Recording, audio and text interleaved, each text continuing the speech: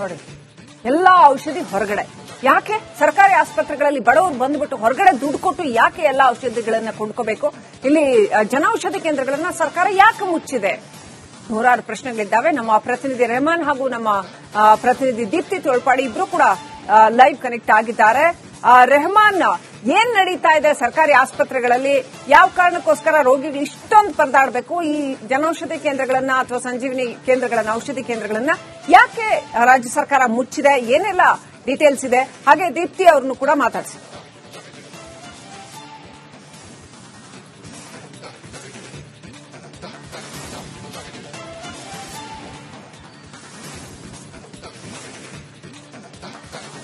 ಶ್ರೀಲಕ್ಷ್ಮಿ, ಸರ್ಕಾರಿ ಆಸ್ಪತ್ರೆಗಳಲ್ಲಿ ದೊಡ್ಡ ಅಕ್ರಮ ನಡೀತಾ ಇದೆ ಅಂತಂದ್ರೆ ನಿಜಕ್ಕೂ ಕೂಡ ಆಶ್ಚರ್ಯ ಅನ್ಸುತ್ತೆ.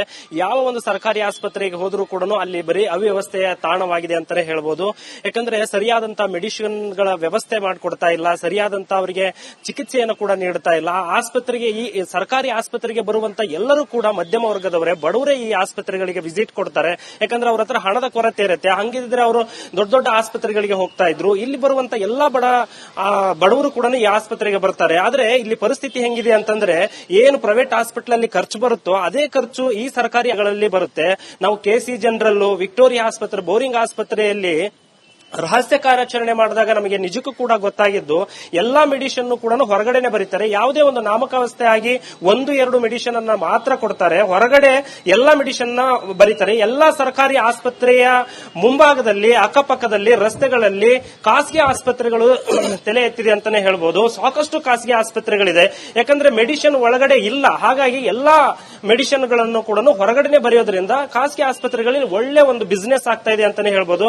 ಮತ್ತೆ ನಾವು ರೋಗಿಯ ಸಂಬಂಧಿಕರನ್ನ ಮಾತಾಡಿಸಿದಾಗ ನಮಗೆ ಗೊತ್ತಾಗಿದ್ದು, ಸರ್ 1-2 ಮೆಡಿಸಿನ್ ಅನ್ನ ಮಾತ್ರ ಅಲ್ಲಿ ಒಳಗಡೆ ಕೊಡೋದು, ದೊಡ್ಡ ದೊಡ್ಡ ಮೆಡಿಸಿನ್ ಎಲ್ಲದನ್ನು ಕೂಡ ಹೊರಗಡೆನೆ ಬರೀತಾರೆ ಸರ್. ಸುಮಾರು 4-5 ಸಾವಿರ ರೂಪಾಯಿ ಬರೀ ಮೆಡಿಸಿನ್ಗೆ ಕೊಟ್ಟಿದ್ದೀವಿ ನಾವು ಬಡವರು. ಇಲ್ಲಿ ಏನಾದ್ರೂ ಒಂದು ಚಿಕಿತ್ಸೆ ಸಿಗುತ್ತೆ ಅಂತ ನಾವು ಆಸ್ಪತ್ರೆಗಳು ಬಂದ್ರೆ ಇಲ್ಲಿ ಇಂತಹ ವ್ಯವಸ್ಥೆ ಇದೆ. ಮತ್ತೆ ಆ ಮೆಡಿಸಿನ್ ಅನ್ನು ಕೂಡ ಸಂಪೂರ್ಣವಾಗಿ ರೋಗಿಗಳಿಗೆ ಬಳಸೋದಿಲ್ಲ. ಎಲ್ಲಾ ಮೆಡಿಸಿನ್ ಅನ್ನು ಕೂಡ ಅರ್ಧ ಮೆಡಿಸಿನ್ ಅನ್ನ ಬಳಸ್ತಾರೆ, ಇನ್ನರ್ಧ ಮೆಡಿಸಿನ್ ಅನ್ನು ಏನ್ ಮಾಡ್ತಾರೆ ಅನ್ನುವಂಥದ್ದು ಕೂಡ ನಮಗೆ ಗೊತ್ತೇ ಆಗೋದಿಲ್ಲ. ಆ ಮೆಡಿಸಿನ್ ಮತ್ತೆ ವಾಪಸ್ ನಮಗನ್ಸುತ್ತೆ ಪ್ರೈವೇಟ್ ಹಾಸ್ಪಿಟಲ್ಗೆ ಹೋಗುತ್ತೆ ಏನೋ ಅನ್ನುವಂತ ಅನುಮಾನ ಇದೆ. ಮತ್ತೆ ಒಳಗಡೆ ಕೂಡ ಯಾವುದೇ ರೀತಿಯಾದಂತಹ ಸರಿಯಾದಂತಹ ಚಿಕಿತ್ಸೆ ನೀಡಲ್ಲ. ಯಾಕಂದ್ರೆ ಏನ್ ಟ್ರೈನಿಂಗ್ ಈಗ ಬಂದಿರ್ತಾರಲ್ವಾ ಸ್ಟೂಡೆಂಟ್ಸ್ಗಳು, ಅವ್ರ ಮುಖಾಂತರ ಚಿಕಿತ್ಸೆಯನ್ನ ನೀಡ್ತಾರೆ. ಏನಾದ್ರೂ ಆದ್ರೆ ನಾವ್ ಏನ್ ಮಾಡೋದು ಸರ್? ಯಾಕಂದ್ರೆ ವೈದ್ಯರು ನಿರ್ಲಕ್ಷ್ಯವನ್ನು ವಹಿಸ್ತಾರೆ. ಅವ್ರನ್ನ ಕೇಳಿದ್ರೆ ಅವ್ರು ಯಾವಾಗಮ್ಮ ಕಲಿಯೋದು, ಅವರು ಮತ್ತೆ ಅದನ್ನೇ ಕಲಿಯೋದು ಅನ್ನುವಂತ ಒಂದು ಸಮಜಾಯಿಷೆಯನ್ನ ಕೊಡ್ತಾರೆ. ಇದು ಇಲ್ಲಿನ ಸರ್ಕಾರಿ ಆಸ್ಪತ್ರೆಯ ಒಂದು ಸ್ಥಿತಿ ಆಗಿದೆ ಅಂತಾನೆ ಹೇಳ್ಬೋದು. ಯಾಕಂದ್ರೆ ಸಂಪೂರ್ಣವಾದ ಮೆಡಿಸಿನ್ ಅನ್ನ ಹೊರಗಡೆ ಬರೀತಾರೆ. ಇದು ಎಲ್ಲದಕ್ಕಿಂತ ಹೆಚ್ಚಾಗಿ ಸ್ಕ್ಯಾನಿಂಗ್.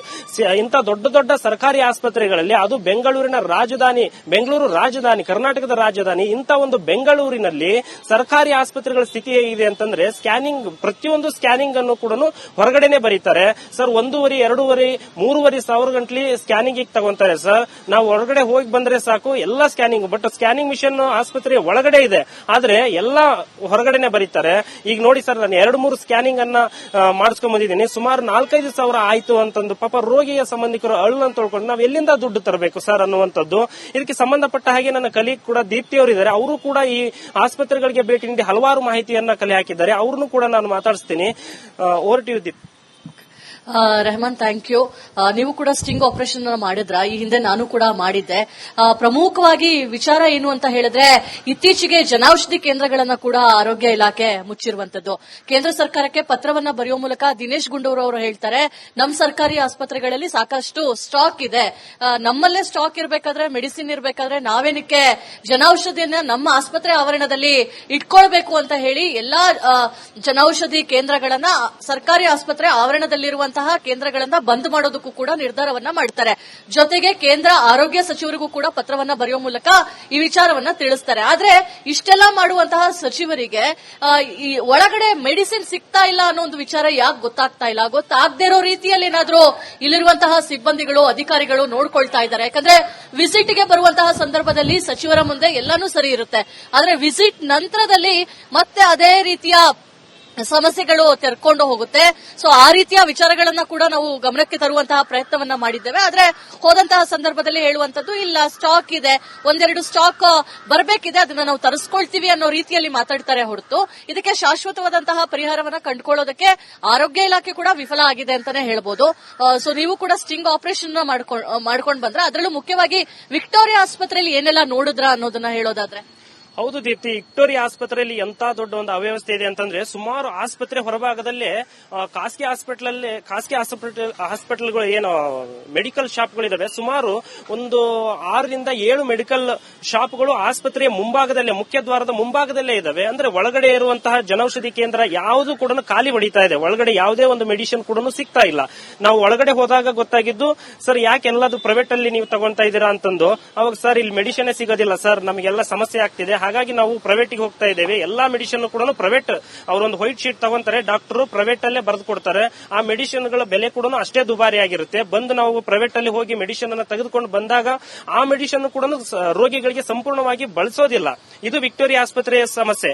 ಮತ್ತೆ ಸ್ಕ್ಯಾನಿಂಗ್, ಪ್ರತಿಯೊಂದು ಸ್ಕ್ಯಾನಿಂಗ್ ಅನ್ನು ಕೂಡ ವಿಕ್ಟೋರಿಯಾ ಆಸ್ಪತ್ರೆಯಲ್ಲಿ ಹೊರಗಡೆನೆ ಬರಿತಾ ಇದಾರಂತೆ, ಒಳಗಡೆ ಯಾವುದು ಕೂಡ ಬರಿತಾ ಇಲ್ಲ. ಸಣ್ಣ ಪುಟ್ಟ ಸ್ಕ್ಯಾನಿಂಗ್ ಗಳಿಗೆ ಮಾತ್ರ ಬರೀತಾರೆ. ಯಾಕಂದ್ರೆ ಅವ್ರು ಹೇಳ್ತಾರಂತೆ, ಸಾಕಷ್ಟು ಜನರು ಆಸ್ಪತ್ರೆಗೆ ಬರ್ತಾರೆ, ಎಲ್ಲರದ್ದು ಸ್ಕ್ಯಾನ್ ಮಾಡ್ಕೊಂತ ಕುತ್ಕೊಳ್ಳೋಷ್ಟು ಟೈಮ್ ಇಲ್ಲ ನಮಗೆ, ಹಾಗಾಗಿ ಹೊರಗಡೆ ಮಾಡಿಸ್ಕೊಂಡ್ ಬನ್ನಿ ಹೋಗಿ ಅಂತ ಬರೀತಾರೆ. ಸರ್ ಮಿಷನ್ ಎಲ್ಲ ಸರಿ ಇದೆ, ಹಾಗಾಗಿ ನಮಗೆ ಲೇಟ್ ಆದ್ರೂ ಪರವಾಗಿಲ್ಲ ಮಾಡ್ಕೊಡಿ ಅಂತಂದ್ರು ಕೂಡ ಇಲ್ಲ ಆಗೋದಿಲ್ಲ, ನೀವು ಹೋಗಿ ಬನ್ನಿ, ಇಲ್ಲ ಅಂತಂದ್ರೆ ಇನ್ನೂ 1 ವಾರ ಇದೆ, ಇಲ್ಲೇ ಇರಬೇಕಾಗುತ್ತೆ ನೋಡಿ ಹಾಸ್ಪಿಟಲ್ ಅಲ್ಲಿ ಅನ್ನುವಂತ ಒಂದು ಬೇಕಾಬಿಟ್ಟಿ ಉತ್ತರ ಕೊಡ್ತಾರೆ. ಅಂದ್ರೆ ಅವ್ರಿಗೂ, ಸರ್ಕಾರಿ ಆಸ್ಪತ್ರೆಯ ಸಿಬ್ಬಂದಿಗಳಿಗೂ ಪ್ರೈವೇಟ್ ಮೆಡಿಕಲ್ ಶಾಪ್ಗಳಿಗೂ ಇಲ್ಲಿ ಏನೋ ಒಂದು ವ್ಯವಹಾರ ನಡೀತಾ ಇದೆ. ಇದನ್ನ ಆರೋಗ್ಯ ಗುರುತಿಸಬೇಕು. ಆರೋಗ್ಯ ಸಚಿವರು ಇಂಥ ಒಂದು ಸಮಸ್ಯೆಗಳನ್ನ ಗುರುತಿಸಿ ಜನಸಾಮಾನ್ಯರಿಗೆ ಒಂದು ವ್ಯವಸ್ಥೆಯನ್ನ ಮಾಡಿಕೊಡಬೇಕು. ಯಾಕಂದ್ರೆ ಎಲ್ಲಾ ಜನಸಾಮಾನ್ಯರು ಕೂಡ ಇಲ್ಲಿ ಆಸ್ಪತ್ರೆಗೆ ಬರ್ತಾರೆ. ಯಾಕಂದ್ರೆ ವಿಕ್ಟೋರಿಯಾ ಆಸ್ಪತ್ರೆ ಕಂಪ್ಲೀಟ್ ರಶ್ ಆಗಿರುತ್ತೆ, ಕೆಸಿ ಜನರಲ್ಲೂ ಕೂಡ ರಶ್ ಆಗಿರುತ್ತೆ, ಬೋರಿಂಗ್ ಹಾಸ್ಪಿಟಲ್ ಕೂಡ ರಶ್ ಆಗಿರುತ್ತೆ. ಆ ಟ್ರೈನಿಂಗ್ ಬಂದಿರುವಂತಹ ಮೆಡಿಕಲ್ ಸ್ಟೂಡೆಂಟ್ ಗಳನ್ನ ಬಿಡ್ತಾರೆ ಆಪರೇಷನ್ ಮಾಡ್ಲಿಕ್ಕೆ, ಚೆಕಿಂಗ್ ಮಾಡ್ಲಿಕ್ಕೆ, ಅವ್ರು ಯಾವ ಮೆಡಿಸಿನ್ ಕೊಡ್ತಾರೋ ಇಲ್ವೋ, ಕೊನೆಯದಾಗಿ ಅದನ್ನ ಚೆಕಿಂಗ್ ಏನ್ ವೈದ್ಯರು ಇರ್ತಾರೆ, ಮುಖ್ಯ ವೈದ್ಯರು, ಅವರಾದ್ರೂ ಅದನ್ನ ಪರೀಕ್ಷೆ ಮಾಡಬೇಕು, ಏನೆಲ್ಲ ಕೊಟ್ಟಿರ ಅಥವಾ ಅವರ ಸಮ್ಮುಖದಲ್ಲಿ ಇವೆಲ್ಲ ನಡೀಬೇಕು. ಆದ್ರೆ ಅದನ್ನ ಹೊರತುಪಡಿಸಿ ಅವರೇ ಎಲ್ಲ ಮ್ಯಾನೇಜ್ ಮಾಡ್ತಾರೆ ಅನ್ನುವಂಥದ್ದು ಸಿಬ್ಬಂದಿಗಳೇ ಹೇಳ್ತಾ ಇರುವಂತ ಮಾತು. ಮತ್ತೆ ಏನಂದ್ರೆ ಸ್ಕ್ಯಾನಿಂಗ್ ಅಲ್ಲಿ ಮಾತ್ರ ದೊಡ್ಡ ಹಗರಣ ಆಗ್ತಿದೆ ಅಂತಾನೆ ಹೇಳ್ಬೋದು. ಯಾಕಂದ್ರೆ ನಾವು ರಹಸ್ಯ ಕಾರ್ಯಾಚರಣೆ ಮಾಡಿದಾಗ ಹಲವಾರು ರೋಗಿಗಳ ಸಂಬಂಧಿಕರು ನಮಗೆ ಬರೀ ಅದನ್ನೇ ಹೇಳ್ತಾರೆ, ಸರ್ ನಾವು ಸ್ಕ್ಯಾನಿಂಗ್ ದುಡ್ಡು ಕೊಟ್ಟು ಸರ್ ಏನೂ ಆಗಿಲ್ಲ ಸರ್, ಸುಮ್ಮನೆ ಸ್ಕ್ಯಾನಿಂಗ್ ಕಳಿಸ್ತಾರೆ ಅಂತಂದು. ಮತ್ತೆ ಒಳಗಡೆ ಇರೋದು ಇದರಲ್ಲಿ ಏನು, ನಾವು ವಿಕ್ಟೋರಿಯಾ ಆಸ್ಪತ್ರೆಗೆಲ್ಲ ಹೋಗಿದ್ವಲ್ಲ, ಇನ್ನೊಂದು ನನಗೆ ನನ್ನ ಕಣ್ಣಿಗೆ ಕಂಡು ಬಂದದ್ದು ಆಶ್ಚರ್ಯ ಏನಂತಂದ್ರೆ, ಒಳಗಡೆ ಇರುವ ಸಿಬ್ಬಂದಿಗಳೇ ಮೆಡಿಕಲ್ ಶಾಪಿಗೆ, ಪ್ರೈವೇಟ್ ಮೆಡಿಕಲ್ ಶಾಪಿಗೆ ಬಂದು ಮೆಡಿಕಲ್ ಅನ್ನ ಔಷಧಿಗಳನ್ನ ಖರೀದಿ ಮಾಡ್ತಾರೆ. ಔಷಧಿಗಳನ್ನ ಖರೀದಿ ಮಾಡಿ ನಾವು ಬರ್ತೀನಿ ಅಂದ್ರೆ ಪೇಷಂಟ್ಗಳಿಗೆ ಗೊತ್ತಾಗೋದಿಲ್ಲ. ಕೆಲವೊಂದಿಷ್ಟು ವಯಸ್ಸಾಗಿರುವಂತಹ ಅಜ್ಜಂದಿರು ಬಂದಿರ್ತಾರೆ, ಅವ್ರಗಳಿಗೆ ಆ ಔಷಧಿಗಳನ್ನು ತರಲಿಕ್ಕೆ ಕಷ್ಟ ಆಗುತ್ತೆ ಅಂತಂದು ಅದು ಕೂಡ ಅವ್ರದ್ದೊಂದು ಬಿಸ್ನೆಸ್ ಆಗ್ಬಿಟ್ಟಿದೆ. ಒಳಗಡೆ ಬರ್ತಾರೆ ಸಿಬ್ಬಂದಿಗಳೇ ಹೊರಗಡೆ ಬಂದು ವಿಕ್ಟೋರಿಯಾ ಆಸ್ಪತ್ರೆಯಲ್ಲಿ ನಾವು ಎದುರುಗಡೆ ನೋಡ್ತಾ ಇದ್ದೀನಿ, ನಾ ಅದನ್ನ ರಹಸ್ಯ ಕಾರ್ಯಾಚರಣೆ ಮೂಲಕ ನಾನು ಸೆರೆ ಹಿಡಿದಿದ್ದೀನಿ. ಬರ್ತಾರೆ ಹೊರಗಡೆ ಬಂದ್ಬಿಟ್ಟು ಆ ಮೆಡಿಸಿನ್ ಅನ್ನ, ಪ್ರೈವೇಟ್ ಇದರಲ್ಲಿ ಮೆಡಿಸಿನ್ ಅನ್ನು ತಗೊಂಡು ಒಳಗಡೆ ಹೋಗ್ತಾರೆ. ಒಳಗಡೆ ಹೋಗಿ ಹೆಚ್ಚು ಬಿಲ್ ಅನ್ನ ಬರೀತಾರೆ. ನೋಡಿ ಅಜ್ಜಿ, ನೋಡಿ ಅಮ್ಮ, ಇಷ್ಟೊಂದು ಬಿಲ್ ಆಗಿದೆ, ಪ್ರೈವೇಟ್ ಹಾಸ್ಪಿಟಲ್ ಅಲ್ಲಿ ಇಷ್ಟೊಂದು ಆಗಿದೆ ಅಂತ. ಸರ್ ನಮ್ಮ ಹತ್ರ ಅಷ್ಟು ದುಡ್ಡಿಲ್ಲ ಅಂದ್ರೆ ನಾವೇನು ಮಾಡಕ್ಕಾಗೋದಿಲ್ಲ, ನಿಮ್ ಸಂಬಂಧಿಕರಿಗೆ ಹೇಳಿ, ನೀವು ಹೊರಗಡೆ ಯಾರಿಗಾದ್ರೂ ಹೇಳಿ ನೀವು ತರಿಸ್ಕೊಳ್ಳಿ ಅನ್ನುವಂತ ಮಾತನ್ನ, ಈ ರೀತಿಯಾದಂತಹ ಅಸಡ್ಡೆ ಉತ್ತರ ನಡೀತದೆ. ಅಂದ್ರೆ ಇದು ಒಂಥರ ಬಿಸ್ನೆಸ್ ಆಗಿದೆ ಅಂತಾನೆ ಹೇಳ್ಬೋದು. ಯಾಕಂದ್ರೆ ಕೆಸಿ ಜನರಲ್ ಆಗಿರ್ಬೋದು, ವಿಕ್ಟೋರಿಯಾ ಸರ್ಕಾರಿ ಆಸ್ಪತ್ರೆಗಳು ಏನಿದೆ, ಎಲ್ಲಾ ಆಸ್ಪತ್ರೆಗಳ ಮೆಡಿಕಲ್ ಶಾಪ್ಗಳು ಖಾಲಿ ಇದೆ, ಯಾವುದು ಕೂಡ ಫುಲ್ ಆಗಿಲ್ಲ. ಹೊರಗಡೆ ಪ್ರೈವೇಟ್ ಹಾಸ್ಪಿಟಲ್ ಅಲ್ಲಿರುವಂತಹ ಪ್ರೈವೇಟ್ ಮೆಡಿಕಲ್ ಶಾಪ್ಗಳು ಮಾತ್ರ ಫುಲ್ ರಶ್ ಆಗಿದೆ. ನಾನು ಅದನ್ನ ಅಬ್ಸರ್ವ್ ಮಾಡಿದೆ ದೀಪ್ತಿ ಅವರು. ಸೊ ಮತ್ತೊಂದು ವಿಚಾರ ಏನು ಅಂತ ಹೇಳಿದ್ರೆ, ಯಾವುದೇ ರೀತಿಯ ಸ್ಕ್ಯಾನಿಂಗ್ ಸೆಂಟರ್ಗೆ ಹೋದ್ರೆ ಅಲ್ಲಿ ಕೊಡುವಂತಹ ರಿಪೋರ್ಟ್ ಕೂಡ ದಿನಗಟ್ಟಲೆ ಬೇಕಾಗುತ್ತೆ. ಪ್ರೈವೇಟ್ ಹಾಸ್ಪಿಟಲ್ ಅಲ್ಲಿ ಹೋದ್ರೆ ಸ್ಕ್ಯಾನ್ ಮಾಡಿಸ್ಕೊಂತೀವಿ ಅಥವಾ ಎಕ್ಸ್ರೇ ಮಾಡಿಸ್ಕೊಂತೀವಿ, ಬೇರೆ ರೀತಿಯ ರಿಪೋರ್ಟ್ಸ್ ಗಳನ್ನ 1-2 ಗಂಟೆಗಳಲ್ಲಿ ತಗೊಳ್ತೀವಿ. ಆದ್ರೆ ವಿಕ್ಟೋರಿಯಾ ಆಸ್ಪತ್ರೆ ಇರ್ಬೋದು, ಕೆಸಿ ಜನರಲ್ ಆಸ್ಪತ್ರೆ ಇರ್ಬೋದು, ಬೌರಿಂಗ್ ಆಸ್ಪತ್ರೆ ಇರ್ಬೋದು, ಎಲ್ಲಾ ಆಸ್ಪತ್ರೆಗಳಲ್ಲಿ ನಾವೇನಾದ್ರೂ ಸ್ಕ್ಯಾನಿಂಗ್ ಅನ್ನ ಕೊಡ್ತೀವಿ ಅಥವಾ ಏನಾದ್ರೂ ರಿಪೋರ್ಟ್ ಅನ್ನ ಕೊಡ್ತೀವಿ, ಬ್ಲಡ್ ಟೆಸ್ಟ್ ಗಳನ್ನ ಕೊಡ್ತೀವಿ ಅಂತ ಹೇಳಿದ್ರೆ ಅದಕ್ಕೆ ದಿನಗಟ್ಟಲೆ ಕಾಯ್ಬೇಕಾಗುತ್ತೆ. 2 ದಿನ ಬಿಟ್ಟು ಬನ್ನಿ ಅಂತಾನೂ ಹೇಳುವಂತ ಆಶ್ಚರ್ಯ ಇಲ್ಲ. ಯಾಕಂದ್ರೆ ಬರ್ಡನ್ ಇದೆ ಅಂತ ಹೇಳ್ತಾರೆ, ಮತ್ತೊಂದ್ ಕಡೆ ಅಸಡ್ಡೆ ಆದಂತಹದ್ದು. ಈ ರೀತಿಯಾಗಿ ಯಾರು ದುಡ್ಡು ಹಿಂದೆಯಿಂದ ಕೊಡ್ತಾರೆ ಅವರಿಗೆ ರಿಪೋರ್ಟ್ ನ ಬೇಗ ಕೊಡುವಂತದ್ದು, ಈ ರೀತಿಯ ಕಳ್ಳಾಟಗಳು ನಡೀತಾನೆ ಇದೆ. ಸೊ ಆರೋಗ್ಯ ಇಲಾಖೆಗೆ ಶಸ್ತ್ರಚಿಕಿತ್ಸೆನ ಮಾಡಬೇಕಾದಂತಹ ಅಗತ್ಯತೆ ಖಂಡಿತ ಇದೆ. ಜನೌಷಧಿನ ಮುಚ್ಚೋದಲ್ಲ, ಸ್ಟಾಕ್ ಇದೆಯಾ ಇಲ್ವಾ ಅಂತ ಹೇಳಿ ಪೇಷಂಟ್ಸ್ ಗಳಿಗೆ ಅದು ಕರೆಕ್ಟ್ ಆಗಿ ಹೋಗ್ತಿದ್ಯಾ ಇಲ್ವಾ ಅನ್ನೋದ್ರ ಬಗ್ಗೆ ಆರೋಗ್ಯ ಇಲಾಖೆ ಗಮನ ವಹಿಸಿಕೊಳ್ಬೇಕಾಗಿದೆ. ರೆಹಮಾನ್, ಮತ್ತೆ ಇನ್ನೊಂದು ಏನಾಗ್ತಿದೆ ಅಂದ್ರೆ ದೀಪ್ತಿ, ಈ ಸರ್ಕಾರಿ ಹಾಸ್ಪಿಟಲ್ಗಳಲ್ಲಿ ಸ್ವಚ್ಛತೆಯ ಕೊರತೆ. ಎಂತ ಒಂದು ಸ್ವಚ್ಛತೆ ಕೊರತೆ ಅಂದ್ರೆ ಯಾವ ಒಬ್ಬ ರೋಗಿಗಳು ಸರ್ಕಾರಿ ಆಸ್ಪತ್ರೆಗಳಿಗೆ ಅಂದ್ರೆ ಆಸ್ಪತ್ರೆಗಳಿಗೆ ಭೇಟಿ ಯಾಕೆ ಕೊಡ್ತಾರಪ್ಪ ಅಂತಂದ್ರೆ ತಮ್ಮಲ್ಲಿರುವಂತಹ ಅನಾರೋಗ್ಯವನ್ನ ಹೊರಡುದುಳಿಸಿ ಆರೋಗ್ಯವಂತರಾಗಿ ನಾವು ಹೊರಗಡೆ ಬರಬೇಕು, ಒಳ್ಳೆ ಚಿಕಿತ್ಸೆಯನ್ನ ತೆಗೆದುಕೊಂಡು ನಾವು ಹೊರಗಡೆ ಬರಬೇಕು ಅನ್ನುವಂತ ಉದ್ದೇಶದಿಂದ ಆಸ್ಪತ್ರೆ ಒಳಗಡೆ ಬಂದ್ರೆ ಆಸ್ಪತ್ರೆ ಒಳಗಡೆ ಇರುವಂತಹ ಗಬ್ಬು ನಾರ್ತಾ ಇರುವಂತಹ ಟಾಯ್ಲೆಟ್ ಗಳಾಗಿರ್ಬೋದು, ಆ ಮೆಡಿಸಿನ್ ಗಳನ್ನ ಒಂದು ದೊಡ್ಡ ದೊಡ್ಡ ಬಕೆಟ್ ಗಳಲ್ಲಿ ಹಂಗೆ ಅರ್ಧಮರ್ಧ ಯೂಸ್ ಮಾಡಿ ಬಿಸಾಕಿರ್ತಾರೆ. ಆ ಸ್ಮೆಲ್ ಕೂಡ ಹಂಗೆ, ಅದ್ರ ಮೇಲ್ಗಡೆ ಎಲ್ಲ ಧೂಳು ಸ್ಮೆಲ್ ಈ ತರ ಎಲ್ಲ ತುಂಬೋಗಿದೆ Srilakshmi. Right, thank you Rehman, thank you Deepti ಡೀಟೇಲ್ಸ್ಗಾಗಿ.